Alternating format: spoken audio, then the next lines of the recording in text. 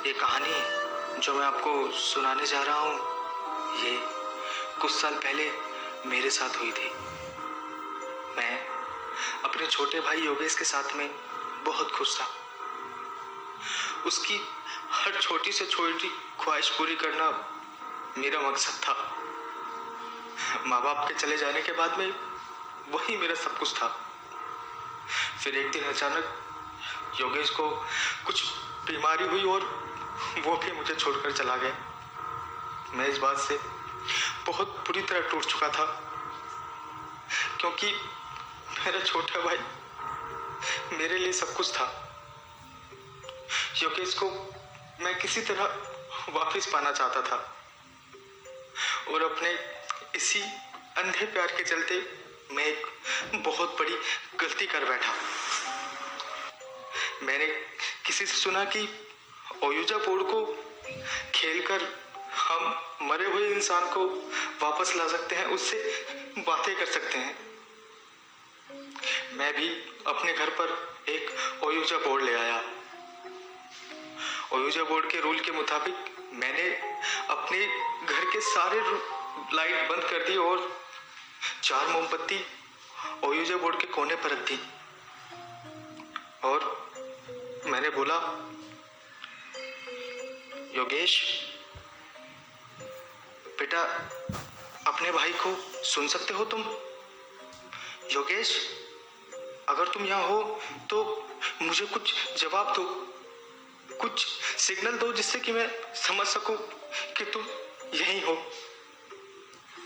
इतना कहते ही कमरे में रखी सारी चीजें हिलने लगी और इसी के साथ मैंने देखा कि योगेश के कमरे में रखा हुआ जो टेबल लैंप था वो अचानक से जल उठा और मैंने देखा कि योगेश के कमरे में जो खिड़की है उस पर लगे पर्दे पर कोई आकृति उभरने लगी। गौर से देखने पर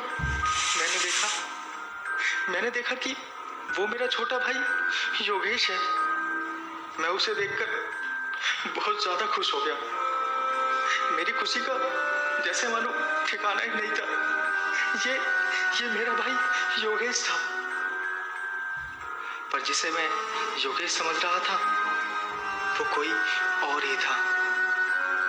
इस बात का अंदाजा मुझे आने वाले कुछ दिनों में लगने वाला था। शुरुआत के कुछ दिन काफी अच्छे बीते। मैं अगर किचन में काम कर रहा होता तो योगेश भागकर जाता और अपने कमरे में जाकर घुस जाता और अपना दरवाजा बंद कर लेता और अपने खिलौनों के साथ खेलता रहता। मैं इस बात से बहुत खुश था कि उसकी आहट तो कम से कम मैं महसूस कर पा रहा था। और कभी कभी वो किचन में जाता और फ्रूट्स निकालकर खा लिया करता। एक दिन योगेश ने अपने कमरे की उसी खिड़की के पास जाकर मुझसे बोला, भैया, मेरा चॉकलेट खाने का मन है, क्या आप मुझे चॉकलेट लाकर दोगे? ये सुनकर मैंने बोला, हाँ बेटा, मैं आपकी हर ख्वाहिश पूरी करूंगा। हर छोटी से छोटी ख्वाहिश मैं आपकी पूरी करूंगा और आपको चॉकलेट में जरूर ला के दूंगा। वादे के मुताबिक मैं अगले दिन से चॉकलेट ले आया और चॉकलेट प्लेट में रखकर योगेश के रूम में ले जाकर मैं रख दिया करता था और दरवाजा बंद कर दिया करता था। सुबह उठकर देखता तो वो चॉकलेट के रैपर खाली मिलते। ये देखकर मुझे बड़ा सुकून मिलता था कि मेरा छोटा भाई योगेश मेरे पास है। एक दिन मैं जॉब पे था। जॉब पर मुझसे मेरा दोस्त अमन बोला, योगेश, आज तेरे घर पर नाइट आउट करें क्या? चलना यार। मेरे लाख मना करने के बाद भी अमन नहीं माना और मुझे उसको हाँ बोलना पड़ा। रात हुई। अमन मेरे घर आया। उसने डोरबेल बजाई और मैंने दरवाज़ा खोला और अमन बोला,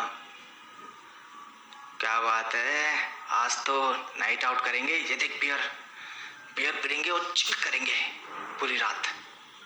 हम दोनों ने पूरी रात बियर पी और बियर पीकर नशे की हालत में हमें कब नींद आ गई हमें पता ही नहीं चला।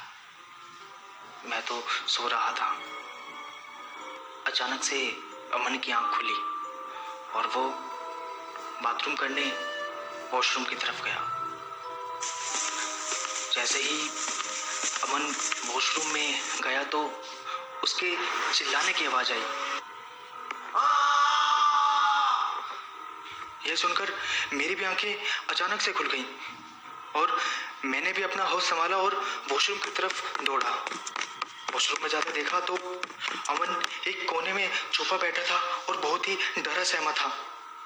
मैंने उसके पास जाकर पूछा, क्या हुआ अमन, तू इतनी जोर से क्यों चिल्लाया? अमन बोला, भाई मैं तो टॉयलेट करने के लिए वॉशरूम आया था, पर किसी ने मेरी पीठ पर नाखून मारे और मुझे धक्का दे दिया। मैं देख नहीं पाया कि कौन था। मुझे बहुत डर लग रहा है भाई, मुझे बचा ले भाई। मैंने अमन को शांत किया और उसकी ये सब बातें सुनकर मैं थोड़ा हैरान था। मैं उसको अपने साथ कमरे में लाया और मैंने उसको वहीं शांत कर सुला दिया। मुझे ये टेंशन खाई जा रही थी कि योगेश इस तरह की हरकत नहीं कर सकता। मैं योगेश को डांट लगाने योगेश के कमरे तक गया। मैंने योगेश के कमरे का दरवाजा खोला और अंधेरे में ही कहा, योगेश, ये क्या बदतमीजी है, इस तरीके से कोई हरकत करता है? उसके बाद मैंने जो सुना, मेरे पैरों तले जमीन खिसक गई थी। पर जिस आवाज को मैंने सुना वो मेरे योगेश की नहीं थी। मुझे अपने कानों पर विश्वास ही नहीं हो रहा था। मैं बिल्कुल हक्का बक्का रह गया था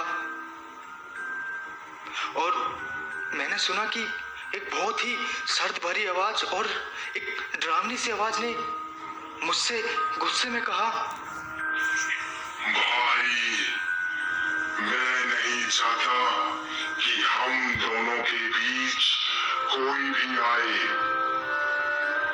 अगर हम दोनों भाइयों के बीच कोई भी आया तो उसे नतीजा भुगतना पड़ेगा।